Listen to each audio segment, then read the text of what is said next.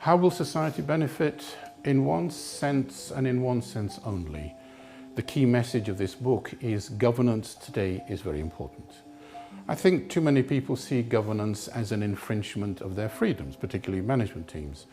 Others see governance as bureaucracy, too many disciplines, too many rules and procedures which will knock us off course, prevent sales from taking place. That's not true. Governance is there to both create a sales environment, a marketing environment, but also to protect. You know, a lot of the key challenges in society and that organisations operating in society face are due to the increasing level of complexity of the world in which they operate.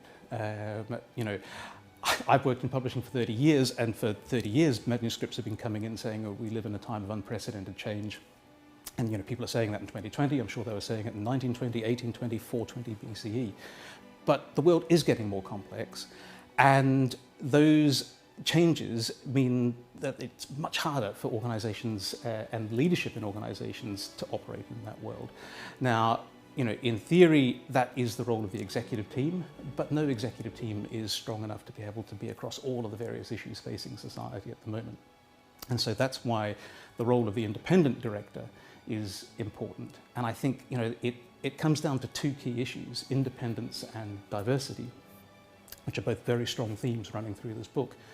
You know, that independence of mind to challenge an organisation and the skills that they bring help organisations in good times, but they're even more important when an organisation is going through bad times. Good, strong, independent directors are our first line of defence when things start going wrong in organisations. But I think beyond that independence of mind and the strength of character that is a key theme through the book, the theme of diversity is really interesting to me.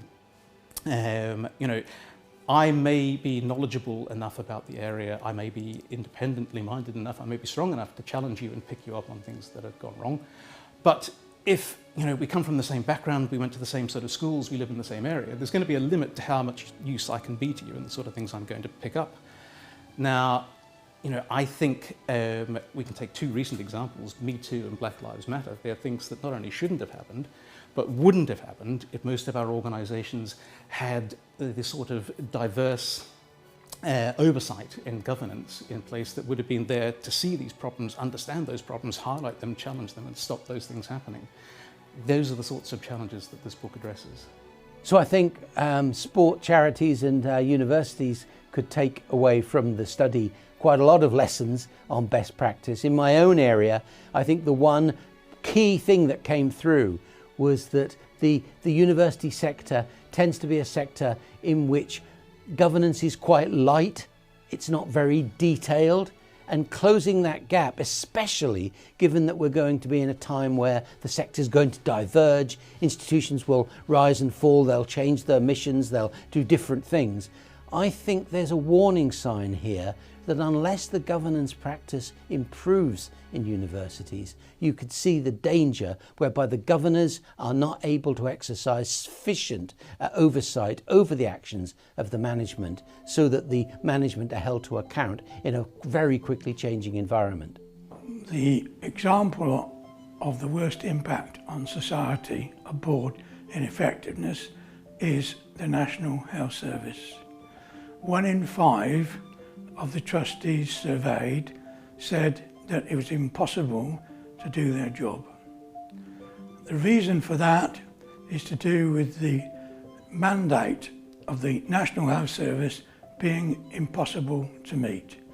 This arises from all of the demands on the NHS, whether it's the ageing population or the demands of modern day living to do with obesity, for example, or dementia, or cancer, and all of those other demands. The number one change to improve board effectiveness that is recommended in the book is to pay independent directors.